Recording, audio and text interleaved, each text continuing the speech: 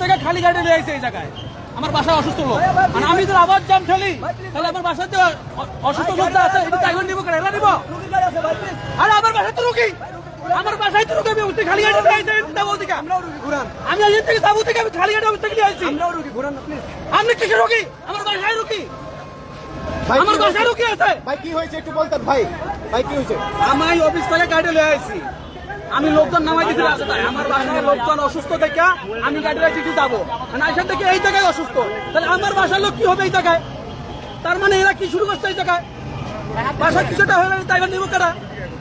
এরা এনে ফাইলামি চলে এইসব এখন কিচ্ছা কাহিনী দেখায় ফাইলামি চলে। ভাই আর কি কব মিডিয়ার ভিতরে? এই দিকে আগে ধর পিটার দরকার।